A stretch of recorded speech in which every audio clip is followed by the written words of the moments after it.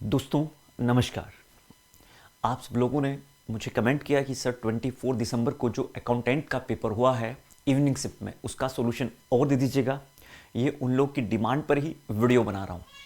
जो लोग आगे कोई भी टीचिंग का एग्जाम्स देने वाले हैं वो भी इस वीडियो को ज़रूर देखें, क्योंकि जानते हो वीडियो के जो कॉन्सेप्ट्स हैं, जो पेपर आ रहे हैं, इनसे रिलेटेड कॉन्सेप्ट आपके एग्जाम में अपकमिंग जितने भी एग्जाम्स हैं उनमें पूछे जाने वाले हैं। और दोस्तों एक बात और बता दूं, सॉल्यूशन कराने से पहले जो भी मैं सॉल्यूशन देता हूं बहुत ऑथेंटिक सॉल्यूशन देता हूं, बहुत रिसर्च के बाद आपको सॉल्यूशन देता हूं। ऐसे ही कहीं से कुछ भी उठाया मैं सॉल्यूशन नहीं देता। आप लोगों के साथ प्रॉब्लम यह है कि आप बहुत सारे चैनल देखते हैं और फिर कंफ्यूज हो जाते हैं। भाई एक बात बताओ, आपका जो गूगल है ना वो भी सही मीनिंग नहीं दे सकता अकॉर्डिंग टू टेंस कि वहां पर क्या फिट होना चाहिए। अकॉर्डिंग टू रिक्वायरमेंट, सेंटेंस के अकॉर्डिंग वहां सेंस क्या है ये गूगल नहीं बता सकता है दोस्तों। इसके लिए आपको खुद से रिसर्च करना होगा। और अगर आप खुद से रिसर्च कर लेंगे, मार्केट में एक बुक है एसपी बक्सी पब्लिकेशन की, है ना, अरिहंत पब्लिकेशन है, सॉरी, एसपी बक्सी के नाम से बुक है। आपका पूरा पेपर वहीं से आ रहा है और मैंने इस बुक को पूरा पढ़ाया हुआ है। मेरी प्लेलिस्ट पर जाकर आप देखिए, पूरा एसपी बक्सी ऑलरेडी मैंने पढ़ाया हुआ है। जो आर्टिकल के कॉन्सेप्ट है वो एसपी बक्सी से है, यहाँ तक टेंस के जो कॉन्सेप्ट हैं वो एसपी बक्सी से है। दोस्तों सबकी मम्मी है ये बुक, ठीक है ना। तो आइए सेशन को शुरुआत करता हूं। और जब आपका दोस्तों आंसर की ईएमआरएस का आ जाएगा ना, तब मुझे आप बता देना एसएमएस करके कि आपने ये क्वेश्चन गलत कराया था। देखो यार, भगवान तो मैं हूं नहीं, कभी हो सकता है एक आधे क्वेश्चन में मुझसे भी गलती हो जाए, लेकिन दोस्तों गलती होने के चांसेस मेरे यहां बहुत कम है ही नहीं, ये मानिए। सॉल्यूशन देख लीजिए, जितने लोगों ने गलत किया है या सही किया चेक कर लीजिए। आइए देखते हैं, ठीक है भैया। ये जो सॉल्यूशन है वो अकाउंटेंट का है, जो अकाउंटेंट का पेपर हुआ है 24 दिसंबर को इवनिंग शिफ्ट में। क्वेश्चन नंबर 1 आपके पास है। मैंने यहाँ पर जर्नल इंग्लिश का सॉल्यूशन है, मैंने 121 से स्टार्ट किया है, क्योंकि जिस बच्चे ने मुझे भेजा था ये उसका 121 से स्टार्ट था। When the team arrived, neither the principal nor the vice principal present in the school। ध्यान से सुनिए, neither nor का जो कंसेप्ट होता है, neither प्लस nor का जो कंसेप्ट होता है, और दोस्तों आइदर प्लस और का जो कंसेप्ट होता है, और यही कंसेप्ट काम करता है दोस्तों नॉट ओनली बट ऑल्सो पर। इस पर काम करता है नॉट ओनली बट ऑल्सो पर। एक बात बताइए, जब आप नॉट ओनली के साथ बट ऑल्सो लगा रहे हैं तो इनमें जब भी हम लोग वर्ब का यूज करते हैं तो अकॉर्डिंग टू लास्ट सब्जेक्ट, जो भी लास्ट सब्जेक्ट होगा, अगर लास्ट सब्जेक्ट सिंगुलर है तो singular verb, last subject plural है तो दोस्तों प्लूरल वर्ब लगाएंगे। अब इसको आप नियरेस्ट सब्जेक्ट कह सकते हैं। जैसे इसको यहां से समझ लो, मेरे पास एक सेंटेंस था, neither you nor your friends, neither you nor your friends are coming. Right answer क्या होगा? Are coming. इज कमिंग नहीं लगा सकते, जानते हो क्यों? क्योंकि यहां पर योर फ्रेंड्स लिखा हुआ है, तो वर्ब जोन्स जिस भी सब्जेक्ट के पास में रहती है और पास में लास्ट की रहेगी, तो लास्ट सब्जेक्ट के अकॉर्डिंग हमें मूव करना होता है।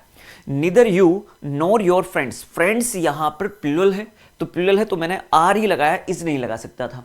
अगर दोस्तों यहां पर ये होता neither you nor your friend, friend singular हो जाता तो फिर यहां पर इज आ जाता। तो यहां पर क्या है, पूरा सेंटेंस ये पास्ट में है ना। व्हेन द टीम अराइव्ड, जब टीम पहुंची थी, पूरा पास्ट इंडेफिनिट में, तो पास्ट के अकॉर्डिंग हम वर्ब लगाएंगे। और पास्ट में वॉज वर होता है, परफेक्ट में हैज हैव होता है, और प्रेजेंट में दोस्तों इज आर एम होता है। भाई इज का प्लूरल आर है, वॉज का प्लूरल वर है, हैज का प्लूरल हैव है। भाई तो मुझे बताओ, जब टीम पहुंची थी, neither the principal nor the vice principal, nor the vice principal, और यहां पर जो वाइस प्रिंसिपल है वो सिंगुलर है, तो आंखें बंद करके वॉज लगा देना था, वर का कॉन्सेप्ट ही नहीं था, ठीक है ना।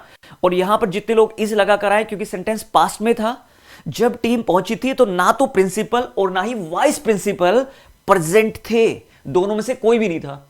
नोर के बाद जो सब्जेक्ट है वो वाइस प्रिंसिपल है, जो अपने आप में सिंगुलर है, इसलिए वोज लगाएंगे, और पास्ट में सेंटेंस था, तो राइट आंसर दोस्तों हो जाएगा 1। Was is the right answer. Were का तो कॉन्सेप्ट ही नहीं है, और फ्यूचर में तो ये होगा भी नहीं, ठीक है ना, क्योंकि पास्ट सेंटेंस है, पास्ट के अकॉर्डिंग हम यही लगाएंगे। ध्यान से देखा करो यार प्लीज, क्योंकि मेरी वीडियो के बाद बहुत सारे कमेंट मुझे मिल रहे हैं। अगर किसी को एक बार सॉल्यूशन नहीं समझ में आ रहा तो इसी वीडियो को दोबारा देख लो यार। Choose the word opposite in meaning to the given word. एक वर्ड दिया है डिराइव। डिराइव बहुत अच्छा वर्ड है, क्या? डिराइसिव, सॉरी, क्या है? डिराइसिव। डिराइसिव का मतलब क्या होता है ये समझते हैं, सुनिए जरा। ये अपने आप में दोस्तों एक एडजेक्टिव है, क्या है? एडजेक्टिव। एक ऐसा कमेंट जो उपहास से भरा कमेंट होता है, उपहासपूर्ण कमेंट। जैसे आप किसी पर डिराइसिव क्या करते हैं? डिराइसिव लाफ्टर करते हैं। आप जब किसी पर हंसते हैं, है ना, तो आपने उसकी जो मजाक लेने वाली हंसी, उस पर हंस रहे हैं।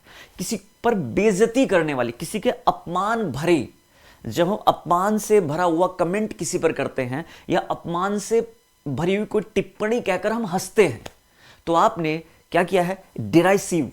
क्या किया है? डिराइसिव कमेंट उस पर किया है। आपने उस पर जो हंसी है वो आपकी डिराइसिव लाफ किया है आपने, है ना। डिराइसिव का मतलब समझ में आ गया होगा। डिराइसिव मतलब उपहासपूर्ण, बेइज्जती से। राइट आंसर हो जाएगा, ऑपोजिट बताना था, रेस्पेक्टफुल। देखिए, इस डिराइसिव का मतलब होता है दोस्तों डिसरिस्पेक्टफुल। क्या होता है? डिसरिस्पेक्टफुल। तो मुझे बताओ राइट आंसर मिला है नहीं मिला है आप लोगों को? राइट आंसर क्या हो जाएगा भैया? 4 हो जाएगा। यहीं पर एक वर्ड एक्साइटिंग। एक्साइटिंग तो हम कहते हैं तुम इस काम को करने में बहुत एक्साइटेड हो रहे हो, उत्तेजक, उत्तेजनापूर्ण जब होते हो, एक्साइटिंग होते हो। इनकमिंग सब लोग जानते हैं, इनकमिंग कॉल, इनकमिंग एक्शन, है ना। इनकमिंग कॉल से याद कर लो, आने वाली कॉल। और यहीं पर एक वर्ड है यूफोरिक। यूफोरिक क्या होता है? यूफोरिक एक ऐसी फील होती है जिसमें आप बहुत ज्यादा खुश होते हो। एक सिचुएशन, एक ऐसी स्टेट जिसमें आप हैप्पीनेस में हो, बहुत ज्यादा खुश की स्थिति में हो, तो आप यूफोरिक स्टेट में हो, आप यूफोरिक अवस्था में उस समय हो दोस्तों। तो 4 राइट आंसर होगा, रेस्पेक्टफुल, है ना। उम्मीद करता हूं क्लियर हुआ होगा, बोलिए है ना। चलिए, सॉरी DER मैंने यहां पर डिराइसिव क्या लिखे? डिराइसिव। नेक्स्ट समझिए, sit on the finance, sit on the SIT, माफ करिएगा, sit on the fence, sit on the fence, sit on the fence. ये पूरा एक इडियम है जिसका मतलब जानते हो क्या होता है? जब सपोज करिए 2 पार्टियों के बीच में वाद विवाद हो रहा है, तो आप किसी भी पार्टी का फेवर नहीं कर रहे, आप फेंस पे बैठे हो, आप दीवार पे बैठे हो, है ना, ना इसको फेवर कर रहे हो ना इसको फेवर कर रहे हो। सपोज करिए इस पर्सन की लड़ाई हो रही है, इस पर्सन की लड़ाई हो रही है, 2 पर्सन की आपस में लड़ाई हो रही है, और आप ना तो इसका पक्ष लेते हो ना इस पर्सन का पक्ष लेते हो, आप भैया दीवार पर आराम से बैठे हो, तो you are sitting on the fence. तो राइट आंसर हो जाएगा अनविलिंग और unable to choose between 2 sides. मतलब किस साइड आप जाएं, किस साइड ना जाएं, आपको नहीं पता लग रहा है, मतलब किसी का पक्षपात आप कर ही नहीं रहे हो। तो राइट आंसर, इसका तो कोई मतलब ही नहीं है। बीइंग या डिस्टेंस के लिए वर्ड यूज होता है ना, है ना। क्या है? Equidistance from the 2 sides, नहीं। तो supporting both sides at the same time, बिल्कुल नहीं।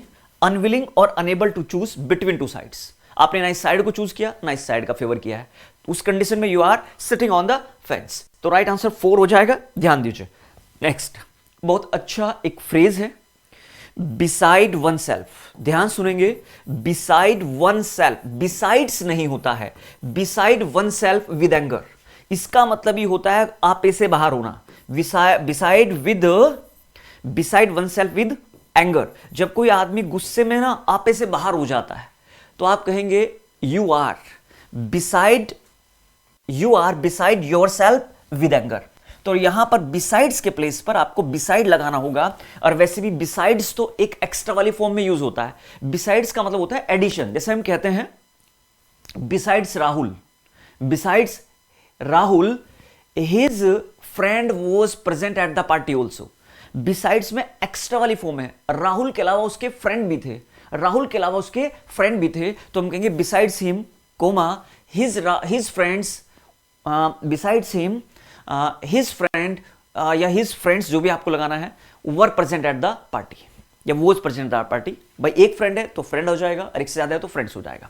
तो यहां पर बिसाइड्स के प्लेस पर दोस्तों क्या लगा दीजिए? बिसाइड लगा दीजिए। क्या लगा दीजिए? बिसाइड। राइट हो जाएगा, बिसाइड वन सेल्फ। देखो क्या कहना चाह रहा था, सुनिए।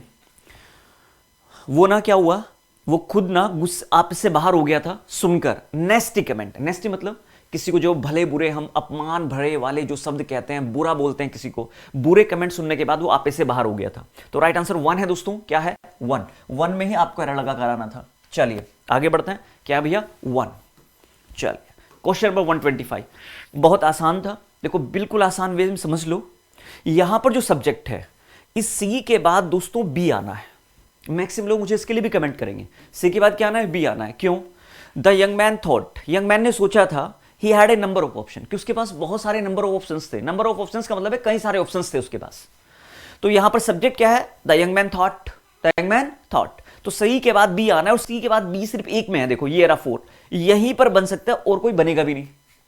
सबसे पहले सब्जेक्ट और सी के बाद बी आना है। द यंग मैन ने सोचा था, जो जवान आदमी था उसने सोचा था, यंग मैन ने, आप जैसा होगा कोई, उसने सोचा कि उसके पास कई सारे ऑप्शंस थे, है ना। क्या करने के बाद बताओ मुझे, after completing the masters, masters करने के बाद ओपन बिफोर हिम, मतलब कई सारे उसके सामने ऑप्शन जो थे वो खुले थे, ओपन बिफोर हिम, ठीक है ना। तो राइट आंसर क्या होगा भैया, जल्दी से बताओ। मैंने 4 लगा दिया क्या, नहीं नहीं नहीं, सी से स्टार्ट होगा, हाँ सी के बाद बी आएगा, सी के बाद क्या आएगा, बी आएगा, स्टार्ट होगा डी से। आफ्टर कंप्लीटिंग द मास्टर्स, ध्यान सुनिए, आफ्टर, क्योंकि सी के बाद जो बी है वो 4 में ही है, सी के बाद जो बी है वो किसमें, 4 में। आफ्टर कंप्लीटिंग द मास्टर्स, है ना, डी, और डी के बाद हम रखेंगे सी, दोबारा सुन लो, द यंग मैन थॉट, और फिर क्या, बी, और फिर उसके बाद क्या, ए, ये इसका राइट सीक्वेंस होगा। तो मतलब क्या है, मैंने कहा सी के बाद बी ही आना है, मैंने ये नहीं कहा कि सी से आप स्टार्ट करेंगे, सी के बाद बी आना है, स्टार्ट करेंगे आप किससे, after completing the master, masters को कंप्लीट करने के बाद द यंग मैन थॉट, उसने सोचा था कि had a number of options open before him, कि उसके सामने कई सारे ऑप्शंस खुले हैं, तो ए लास्ट हो जाएगा, 4 इज द राइट आंसर। क्या 4 राइट आंसर है, कंफ्यूजन में बिल्कुल मत पड़िए, ठीक है। चलिए next, by March he will have, he will have, shall have, will have, shall have के साथ third form, will have, shall have के साथ दोस्तों थर्ड फॉर्म आता है future perfect, sorry will have, shall have के साथ बीन भी तो है, यहां पर माफ करिएगा, वर्ब के फर्स्ट फॉर्म में क्या है, ing, will have been, shall have been के साथ अगर ing आता है और दोस्तों यहां पर टाइम भी है बाय मार्च, तो फ्यूचर परफेक्ट कॉन्टिन्यूअस का सेंटेंस बन जाता है, राइट आंसर सेकंड हो जाएगा, फ्यूचर परफेक्ट कॉन्टिन्यूअस, बिल्कुल भी डाउट नहीं करना, will have been, shall have been के साथ ing, future perfect continuous is the right answer. उम्मीद करता हूं मेरी ये बात क्लियर होगी। चलिए 126 क्लियर, 127 नाइव, मैक्सिमम लोग इसका राइट आंसर ओनेस्ट लगा कर आए, ओनेस्ट नहीं होगा।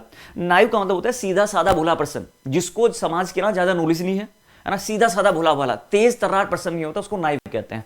राइट आंसर हो जाएगा इनोसेंट, क्या हो जाएगा, इनोसेंट। हम कहते हैं यार बहुत इनोसेंट आदमी है, इसको नहीं कुछ ज्यादा पता है समाज दुनियादारी के बारे में, तो नाइव सीधा साधा होता है, ओनेस्ट नहीं होगा राइट आंसर। हम्बल क्या होता है, एक ऐसा पर्सन जो सबसे बहुत हम्बली बात करता है, विनम्र स्वभाव वाला, है ना, उसको हम्बल कहते हैं। लॉयल वफादार होता है, ओनेस्ट ईमानदार होता है, लेकिन मैक्सिमम लोगों ने ओनेस्ट लगाया, बिल्कुल गलत है। इनोसेंट, इसका जो बेस्ट है वो इनोसेंट होगा, लेकिन ध्यान दीजिए नाइव का जो सिनोनिम है वो इनोसेंट और ओनेस्ट दोनों है, लेकिन यहां बेस्ट पूछा गया है, देखो उसने क्या कहा, नियरेस्ट, जो नियरेस्ट है वो इनोसेंट होगा। अगर इनोसेंट ना होता तब आप ओनेस्ट लगा सकते थे, लेकिन ओनेस्ट यहां राइट आंसर नहीं है, इनोसेंट जाएगा। नेक्स्ट, इस क्वेश्चन को समझने के लिए जुबलिएंट, जुबलिएंट क्या होता है, जुबलिएंट मतलब हर्ष उल्लास से भरे हुए, एकदम happy, happy person. Just jubilant people welcomed the victorious, victorious समझ गए, राजा ने जीत हासिल की, विक्टरी है ना, विक्टोरियस किंग है, जीता हुआ राजा है। जो खुशी से भरे हुए लोग थे उन्होंने स्वागत किया था विक्टोरियस किंग का, मतलब जिसने जीत दर्ज की है, जो राजा जीता है उसकी बात कर रहे हैं। अब एक बात बताओ, ये सेंटेंस है भैया पास्ट इंडेफिनिट, वर्ब के सब क्या है, पास्ट इंडेफिनिट, V2 लगा हुआ है, वेलकम्ड, और पास्ट इंडेफिनिट का पैसिव बनता है दोस्तों वोज वर्ग के साथ थर्ड फॉर्म में, वोज वर्ग के साथ क्या, थर्ड फॉर्म, और वोज वर्ग के साथ थर्ड फॉर्म या तो यहां पर है, ध्यान दीजिए, या फिर वोज वर्ग के साथ थर्ड फॉर्म कहां पर है, यहां पर है। ये दोनों ऑप्शन खत्म हो गए आपके। अब मैक्सिमम लोगों ने जो इसका राइट आंसर लगाया वो 4 लगाया है, क्या लगाया, 4। ध्यान सुनिए, 4 इसका राइट आंसर बिल्कुल नहीं है, इसका राइट 1 है, और ये 200% इसका राइट 1 होगा। क्यों होगा समझिए, ये सारे क्वेश्चन एसवी बख्शी की बुक के हैं, उस एसवी बख्शी बुक के कॉन्सेप्ट पर ही सारे क्वेश्चंस आ रहे हैं। देखो मैंने क्या कहा, the victorious king was welcomed by the jubilant people, नहीं आएगा, बाय द जुबलिएंट पीपल नहीं आएगा। क्यों नहीं आएगा समझिए, अगर मेरे पास दोस्तों एक सेंटेंस ये है, police arrested a thief, police arrested a thief, police arrested a thief, इसका मतलब तो सब लोग समझ गए होंगे, police arrested a thief, police arrested a thief, कौन बताएगा मुझे, इसका पैसिव जो बनना चाहिए वो ये बनना चाहिए था, a thief, a thief was, a thief was, ये बनना चाहिए ना, अ थीफ वोज अरेस्टेड, आप लोग के according a thief was arrested by police. दोस्तों ध्यान से सुनिए, ये सारे कॉन्सेप्ट मैं बार बार कह रहा हूं एसवी बख्शी के हैं। जब भी आप लोग पैसिव बनाते हैं, उन सेंटेंस का पैसिव बनाते हैं जो जनरल सेंटेंस है। जनरल मतलब भाई चोर को अरेस्ट करना किसका काम है, चोर को अरेस्ट करना पुलिस का ही तो काम है ना। एक बात बताओ, ये कॉमन सेंस में चले जाते हैं। जूतवर पुलिस कौन करता है, कॉबलरी करता है ना, मोची करता है ना। तो दोस्तों इनको आप कॉमन सेंस में लेकर चले जाते हैं। किस में लेकर चले जाते हैं? कॉमन सेंस में। फिर by the police, by the CBI या बाय द कॉबलर इनके लगाने की जरूरत नहीं होती, क्योंकि स्पेसिफिक, जैसे मैंने कहा कपड़ों पर प्रेस कौन करेगा भैया, बाल कौन काटेगा भैया, नाई तो काटेगा ना, तो हमें बाय लगाकर लगाने की जरूरत नहीं होती है। तो ऐसी कंडीशन में जो बेस्ट पैसिव माना जाएगा वो ये माना जाएगा the victorious king was welcomed by the Jubilant people, क्योंकि म्यूचुअल अंडरस्टैंडिंग है। जैसे हम लोग कहते हैं public always welcomed, public always welcomed Narendra Modi, तो हम लोग इसका जब पैसिव बनाएंगे तो ये बनेगा Narendra Modi was welcome, Narendra Modi was always welcomed by the public लगाने की जरूरत नहीं है, क्योंकि म्यूचुअल सब्जेक्ट होते हैं। और जब म्यूचुअल सब्जेक्ट हम लोग लगाते हैं, एक्टिव से पैसिव बनाते हैं, तो भैया वो पैसिव में नहीं आता है। ये आप अच्छे समझ लो। क्या मेरी बात क्लियर है? उसमें उम्मीद करता हूं किसी को कोई डाउट नहीं होगा। चलिए क्वेश्चन नंबर 129, इसके लिए बच्चे बहुत परेशान हो रहे हैं। 128 हो गया आपका? हो गया है। तो राइट आंसर 128 का क्या होगा भैया? समझ लो सब लोग 1। बार बार कमेंट ना करें मुझे, क्योंकि आप लोग बहुत परेशान हो जाते हैं, पता नहीं क्यों। लॉजिक समझिए, और आपको कहीं पर कोई भी सॉल्यूशन दे देता है आप उसी को राइट मान लेते हैं। पता नहीं भगवान जाने क्या होगा, क्या करेंगे। थोड़ा सा रिसर्च करो खुद से।